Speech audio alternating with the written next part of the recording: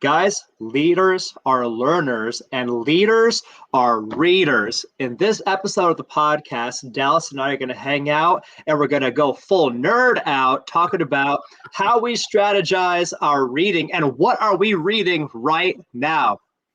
Tune in and take notes. Welcome to the CrossFit Edwardsville Community Podcast, where we hear and learn from our coaches, CrossFitters, and Glen Ed community leaders. Now, here are your hosts, Dallas and Greg. Up, everybody. Welcome to the CrossFit Edwardsville Community Podcast. It's been a hot minute since I've been with you all, so it's fun to be back. Coach G, good to see you, my friend. How the heck are you?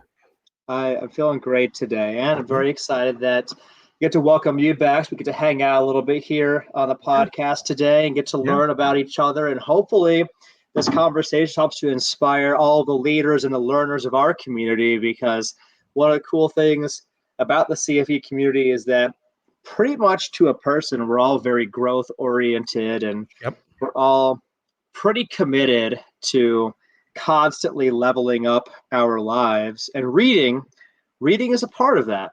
It's one part of that. You know, it's so interesting in your opening remarks there before we cut to the intro music, you said readers lead. And there is a great podcast I found a few years ago called Read to Lead. And the tagline of that particular podcast, I'm forgetting the name of the host right now, but the Read to Lead podcast, he always says the phrase, readers are leaders and leaders are readers. And so you kind of said that in your intro, and I don't know if that was unwitting or not, or if you've heard of that show before. It's not just that. I think there's some famous anecdote going around that Warren Buffett reads for like 6 hours a day, and like that's it's something like that. It reinforces the point. And I've always been drawn to the idea of book clubs. Never actually pulled the trigger on one, but I know me, like I'm always reading something interesting. Yeah. And I'm really excited to learn more about Dallas, because if I understand this right, Dallas has a framework that he uses when it comes to his reading strategy, his reading approach. I do. So I actually learned this years ago from a teacher back in high school, and I found it to be a really fascinating formula. Now, the numbers aren't exact. There's 4 kind of dimensions of reading that are encouraged. It is not a direct 25%, 25%, 25%, 25%. It's not that. But typically it's the 4 styles of reading you want to make sure you're doing is informational, educational, and I'll explain these all in a minute. Informational, educational. Third one is theological. And the fourth one is recreational. And if you have a blend of those things, typically you're staying informed, you're staying educated, you're staying grounded and based, and you're also making sure you have some kind of unplug, some kind of fantasy or fiction or something that's more entertainment based. But the informational is the news that we consume. It's making sure you're up to date on what's happening in the world. So that used to be newspapers. When this principle was taught to me, it was the newspapers. And at that time, I actually ended up subscribing to, I was a teenager, and I personally got a subscription for USA Today. Hey, that's pretty impressive. Because I thought, I only did the Sunday paper. Mm-hmm. So I was like, hey, that's a pretty good percentage for me to go. But informational, now we just get on our Google News feed or whatever our news feed is. My wife does, she does something called the, oh my gosh, I can't believe it blanked on me. The Skim. She reads her daily Skim. She reads the 1440. So she kind of gets headlines and then clicks into, I think 1440 is the other one she does. But making sure you're up to date on stuff is important. Then the educational, this is something specifically that you are learning, that you are working on, that you, for me right now, and I'll share, I'm reading a lot about marketing at the moment. I teach people on communication all the time in my Communicate to Succeed Academy. I don't necessarily need to learn more about communication right now because I'm pouring that skill out. However, I need to be focused on marketing so I can get more people into the academy. So that's a big focus of mine right now, is the marketing element. The third one, though, that theological, that's what keeps you grounded. I've heard some people call it spiritual, which is fine. Theological has more of a Christian, Judeo-Christian bent to it. So if spiritual is the better thing for you, whatever. For me, theological works because I happen to be a God guy. Mhm. And then that fourth one, recreational. This is the fiction reading, the fantasy series, the sci-fi. I wouldn't recommend romance novels, but if that's your thing, go for it. So those are kind of the four dimensions. I told you that I'm a little more intention based in those, making sure I'm kind of getting those. And you said you kind of think you've fallen into that a little bit without not knowing it necessarily. Unintentionally. Like if you were to ask me at any given time, yo, what are you reading? I would say there's always two things. I'm reading something to teach me a new skill set, Yeah, develop myself, growth oriented, self development, personal development literature. I always have yeah, some book in the rotation. And oftentimes you can even say like, I have several. Like I will revisit Influence, The Psychology of Persuasion by Robert Cialdini. right, I'll, right. I'll revisit Tools of Titans by Tim Ferriss. Yeah, And so I'll cycle in and out of those. I always have some sort of educational thing going on at all times, but I also have the flip side, the recreational, you call it, where at the end of the night, I read to decompress, and it's some fiction thing. yeah, And I love along those lines, I have a catalog of stuff that I love to read. A lot of times it's like legal thrillers, John right, Grisham novels. right. I like to read like business thrillers. I feel like that really not only entertaining and decompressing for me, it also really helps me to get in a mindset to go out there and crush it and push the envelope, be my best self in business and work.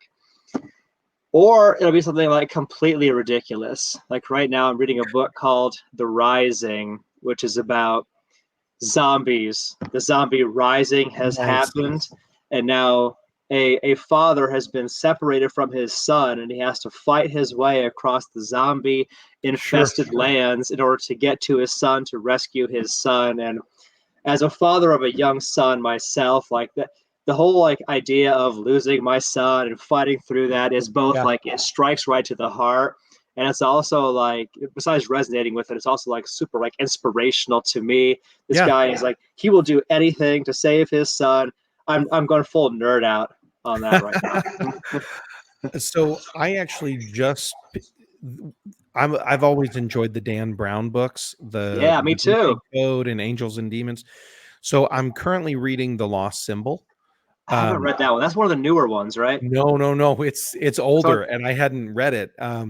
So I thought, oh, I need to go back and read that one. It has a lot to do with there's Freemasonry conspiracy, and it's all happening in Washington D.C. and all the symbolism of all of that. And Dan Brown always weaves together nicely the fantasy of fiction with real places, real locations, real events. So that's always kind of fun. And before that, though, I hadn't picked up a fiction book for most of this year. wow. My quote recreational reading was more meme scrolling. And I Yeah, was on like a couple of Facebook groups where I can always just go for a quick laugh, and I usually save 4 or 5 memes per meme scroll so that I can show my wife later. And she says, "I don't know why you just sit and look at these," and I'm like, "Because it's a quick hit of laugh.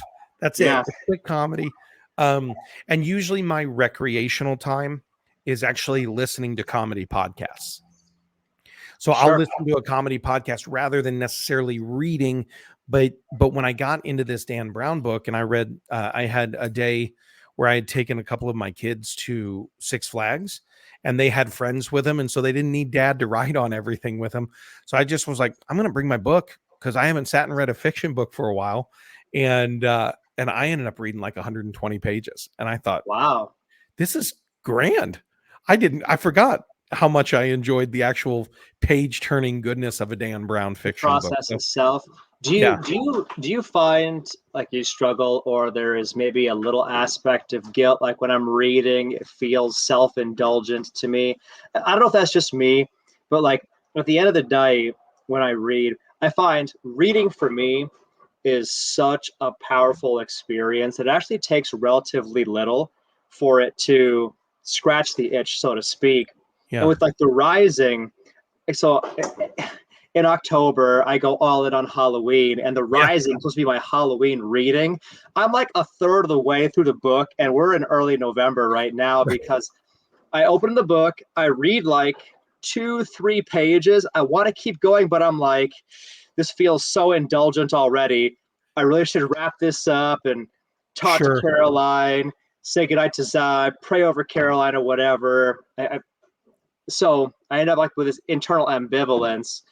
And I'm always reading less than I would like to at the end of the day for that reason. You know, it's interesting. I would posit the idea that mindless scrolling on social media while your kids are in the room is more indulgent than actually sitting with a book. It is. I That think that for I sure, think if yeah. I were sitting in a chair and I was reading, because the truth is my 6-year-old, my youngest, Arrow, when he sees daddy reading, next thing I know is he's actually got a book in hand as well. Sure. So I actually think there's an emulation thing that can occur that says I don't need to be on media, I don't need to be in front of a TV or a screen or a device.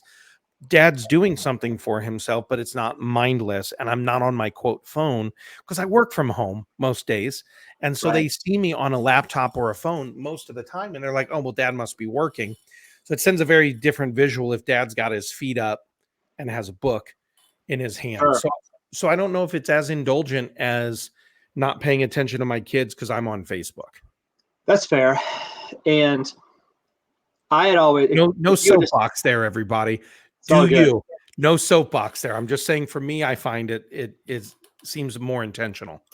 Well, I wanted to say that I know about myself. I always have 2 books in rotation, educational and then recreational, one to learn, one to decompress, one to push myself uphill, one to bring myself down to a calmer state so I sleep better. But when Dallas put together this framework, I realized that I have elements of these as well. So when it comes to the part 3 theological, Yeah, like every Tuesday morning, I'm a part of a men's small group, and we sure. do deep dives into scripture on the regular. We'll talk about a topic, and we'll pull parts of scripture out. We'll Yeah, read these together, and it never really registered with me that we're actually reading, or right. we're reading from scripture, reading aloud, reading to each other, quoting things to each other. It hadn't like registered with me until you said it that hey, we're actually reading. To me, I process it more as a group activity, but Yeah, we're actually reading together, which is kind of a neat thing yeah. for me. I would say on the theological, sometimes I read a secondary book, but most of the time I'm just rereading the Bible. Because what I find is like for instance, at the moment, I'm in I'm in Galatians, which is one of the letters of the New Testament from Paul to the Church of Galatia. For those of you who don't know, uh, and what I'm finding is the framework that I last read Galatians in, I've changed a little as a person. So stuff is sticking out to me more now than did the last time I was here. I'm in a different mind this time through this particular reading. So I think that's one big one, but occasionally I'll pull out something else if there's a particular topic I want to dive in on. I will do that. I'll dive in theologically, but that's one of those times it's like dedicated in the morning for me to make sure that I read something theological every day and get my brain on straight, and create a little bit of space for spirit to speak to Yeah. me. But when I talk about spiritual readings, there's a plane going overhead. If you can hear that, sorry about that, everybody. But when I talk about spiritual readings, last year, part of my spiritual readings was reading through the Tao Te Ching because it was something I had never read before. And I was like, whoa, there's some really cool things in here. So I took my time reading through that. And once we go through these next couple of things, G, as far as educational and informational, I'll give everybody a tip too that has changed my reading game. I'll make sure to save that here for the end. I love that. When you talk about informational stuff, I realize I also have that. For me, it's a little different. I want to stay abreast of current world events, news, Sure. developments. I like to at least read the headlines. when I was an undergrad, I remember the names of maybe 2 of my teachers, maybe 3 of my teachers for my entire life. Mm-hmm. One of the most influential teachers I ever had in undergrad, at any school, I should say, at any school, Yeah. was Dr. David Sino, the teacher of personal wealth management at University of Illinois, Champaign-Urbana. Yeah. And he essentially started the course on personal wealth management by putting a copy of the Wall Street Journal in everybody's hands. He was like, you need to read this every single day. And to this day, my homepage on my browser includes the Wall Street Journal, so I can open that up and read the headlines. Yeah. And then I'll go to Bloomberg.com and I'll read the headlines. As a personal guardrail, Dallas, you may find this interesting. As a personal safety net and a personal guardrail, I have a rule against clicking on any of the headlines. It's specifically disallowed. I don't want to go down rabbit holes about this political figure or this bank going under, right? But I read all the headlines on there. I also get 2 newsletters to my email, the Morning Brew, and then I think that's the other one Meg gets is the Morning Brew. I think that's it. The Daily Skim and the Morning Brew. What's the other one? It's Hustle something. Okay. Hold on. But anyway, industry related? That sounds a little more entrepreneurial industry related. The Morning Brew is one, and the other, just take me a second, but the same rule applies with the Hustle. It's called the Hustle. Okay. They're essentially the same thing. It's a hot take on all the stuff going on in news in the world. I read only the headlines and move on. That's a rule to myself. I'm not allowed to deep dive. I know that WeWork just went under, but that's all I want to know. I know what happened. We can move on now. And you're not wrong. We always know the right's going to be mad at the left. The left is going to be mad at the right. There's probably a war somewhere in the Middle East. Democrats are pushing something that the Republicans are blocking, and vice versa. The Republicans are doing the same thing. We always know that. We always know someone's mad at Trump about something. We always know someone's mad at Biden about something. Like, none of that crap changes, right? Right. The basic meta narrative stays the same. So for me, my rule on informational reading is very similar to you. I just go through my Google headlines. So I just go to news.google.com and I just scroll down, skim, see if there's anything major. My rule is I won't allow my limbic system to engage. So explain that for our audience. I think I know so the limbic system, basically, everybody, it's your fight, flight, or freeze response. And there is a term, some people have contested whether or not it's true. It's known as adrenal fatigue or adrenaline fatigue, which basically means that when you see this massive crisis happening and it's 4,000, 5,000, 10,000 miles away, there's nothing you can do about it, but your body responds as though you're in the crisis. This is why CNN, MSNBC, and Fox have always got those big red chyrons, news alert, and breaking this and headline that. They're coming at you to get your limbic system engaged, to get that adrenaline going through your body, but it doesn't have anywhere to go necessarily. So then you get stored up all of that like extra, what do I do with this nervous energy? They are tracking. Again, some people contest whether folks are having adrenal fatigue, or shock fatigue is another term I've heard.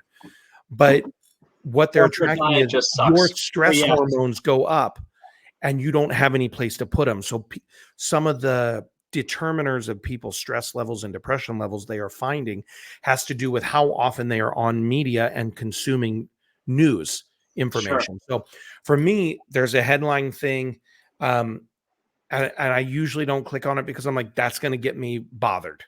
And if I don't have time and space or emotional energy to be bothered, I'm not going to read about it. Because again, most of the news is the same day in, day out. Well, yeah, but this is a really important emotional guardrail that you've built in for yourself to preserve your emotional health, which is really, really important. I know the things that'll get me to rant. And if you folks listen, and if you know the things that'll get you to rant, and you're like, look, I don't have the time, energy, or emotional resilience to rant today, don't read it. You can rant tomorrow when you're happier. I'll also throw this out there as a tangential concept. to our audience, if you either do not want to or cannot handle seeing 10 times the volume of this one topic on social media, don't click on it the first time.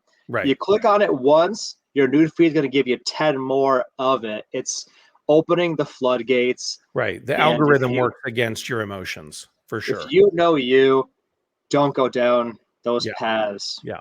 It's really important, important for everybody's emotional health. Absolutely. And then, so that last one, we kind of jumped over there, the educational stuff. For me, educational kind of sits in three places: mindset, money, and marketing. So I'm constantly educating myself, my mindset around making sure I expand. I told you right now, I'm particularly paying attention to marketing efforts as I'm learning some digital media marketing and some other things like that. But I also always want to be learning about money as well, to get a better relationship with that one tool that seems to make the world go round. So for me, constantly expanding my mindset, constantly educating myself on marketing tools that I need to grow my academy, my business, Communicate to Succeed, and constantly thinking about the marketing of those things as well, and the money too, so that I have the right relationship with that tricky little substance people seem to talk about a lot. Those are three kind of subcategories of educational for me. So let's recap, Dallas. You have 4 different styles of reading that you embrace in order to bring out your best self. It's a great framework. Take us through that one last time as we wrap up here. Sure. Okay. Again, everybody, the first one is informational. Stay up to date, but not so up to date that you're worn out emotionally from it. Number 2, educational. How do you need to expand personally and professionally? Number 3, theological or spiritual. How do you plan to stay grounded and balance your inner world and your outer world? And number 4, recreational. How can you unplug in a way that simply isn't binge watching something else on a show, on a streamer? If you can figure out a way to read, and I'm a tactile guy, you can figure that out, that's going to be great. And I said halfway through, I have a trick for you. And the trick really applies especially to number 2 and 3, to the educational and the theological. I am now in a phase of life where I am not reading for quantity. I will never accept a challenge to read the Bible in the year because I'm not getting things out of it. I will never accept to read, I know one program everybody's hot on is 75 Hard, making sure I read 10 pages a day of a book. I'm going to read 10 pages a day, whether it's one book or not. But what I now do is I don't read for quantity anymore. I now read for quality. I read until I get the nugget or the morsel I need for that day. This is the one thing that I need to learn today, grab hold of and chew on a little bit. And I think about that the rest of the day. I chew on it the rest of the day. So when I find that one scripture, if I'm 4 verses in or if I'm 30 verses in, when I find the thing that I'm like, that's it, I stop and I chew on that. I journal, I write it out and I journal it. If I find the thing in the finance book that I'm like, that's it, I'm 2 sentences in, I'm done. So my reading, quote unquote, schedule is flexible because it's based on quality over quantity. And that's kind of my tip that I have found has been revolutionary for my own personal education.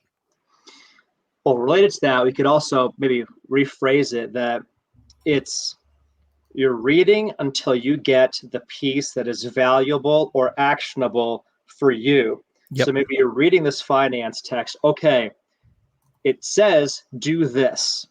You know what I should do? I should stop right now and go and do that. Like, have you actually checked your credit report? Have you actually pulled your credit scores in the last year? Do you know what your FICO numbers are? Like, you should know these things. Have you called the credit card company to request a reduction or an increase in your credit line or to reduce your rate or whatever? Have you actually done these things? Because there's no shortage of information for all of us. But I think that for a lot of people, there's a shortage of action taking on the wisdom. Right. It's the application. It's like you said, the information and the action, or what I would say is the information and then the application and integration of that information. Sure. Because there's a ton of knowledge out there. You can grab all the knowledge you want, but wisdom is the application of knowledge. And I think that's an important thing to remember. We'll close on that thought. The thought for the day: wisdom is the application of knowledge. This is our little truth bomb for the day. Boom. Boom. Thought for the day, like we end every class at CrossFit Edwardsville with a thought for the day. Here's our thought for the day from Coach Dallas. And Dallas, I want to thank you again for joining us on the Thanks episode. for letting me come today. and play. I'm sorry I haven't been able to be here as much lately. Now we'll hang out some more. Yeah. We always enjoy it when we get to. Yep. To our audience, I want to say thank you to you guys again for the gift of your time and your attention. Hopefully you guys got something cool out of this podcast. If you did, hit the like button. Feel free to share this with somebody, a leader, a learner, or maybe somebody who would like to become more of a leader or a learner. Yeah. Action. We gave you the knowledge. Let's all be wise people and take action on it. And we will see you guys in the next episode of the podcast.